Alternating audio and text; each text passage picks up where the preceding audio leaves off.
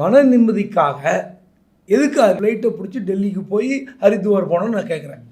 ஒரு புரிதலுக்காக கேட்குறேன். இல்லை, ராமரை சந்திக்கிறதா தான் ஈஸியாக பாஜக தலைவர்களையும் சந்திச்சிடலாம் அப்படின்றதுக்காகவா நான் கேட்குறேன். ஒரு கோட் வேர்டு மாதிரி சொல்கிறாரா? இல்லை, கேட்டாங்க ராமர் எந்த ராமர், மோடி அமித்ஷாவனே கேட்டாங்க நிருபர்கள். ரொம்ப நக்கல் நையாண்டிமா இன்றைக்கி போச்சு ப்ரெஸ் மீட்டு.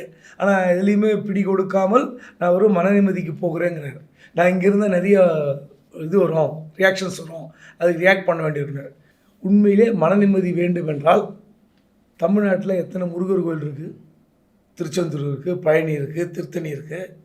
ஏன் அவங்க ஈரோடு மாவட்ட பக்கத்தில் திண்டல் முருகன் கோயில் இருக்குது. சரி, உங்களுக்கு அங்கே ராமர் தான் மன நிம்மதி தருவாரா? ஏன் சிவன் தர மாட்டாரா? அங்கே ஒரு சீட்டில் வச்சு அப்போ பிரித்து பார்ப்பாங்களே, ஒரு கோயில் இருக்குமே ஈரோடு மாவட்டம், அங்கே ஒரு சிவன் கோயில் மாதிரி ஒன்று இருக்கும், இந்த மலையில் இருக்கும். அங்கே சீட்டெலாம் கட்டி வச்சு அதை பிரிப்பாங்க மாதத்துக்கு ஒரு முறை. அங்கே போங்க. எத்தனையோ இடங்கள் இருக்குது, தமிழ்நாட்டில் இல்லாத கோயில்களாக வடநாட்டில் இருக்குது. அதனால் செங்கோட்டையன் பாஜக பிடியில் இருக்கிறார். நான் முதல்ல சொல்லிட்டேன். சசிகலா பிடியில் இருக்கிற நான் தான் ஃபஸ்ட்டு சொன்னேன்.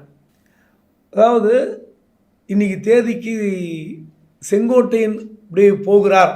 டெல்லியில் யாராவது பார்க்க போகிறாங்களா? அவருக்கு அப்பாயின்மெண்ட் வாங்கினாரா எனக்கு தெரியாது. நட்டா கிட்ட அப்பாயின்மெண்ட் கேட்டதாக ஒரு தகவல் இருக்கிறது.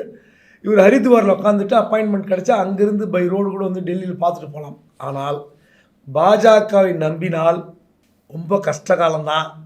நான் ஏற்கனவே சொன்னது தான், நீங்கள் கொஞ்ச நெஞ்சு இருக்கிற மரியாதையும் பாஜக தொடர்பால் இழக்க வேண்டியதான் இருக்கும்.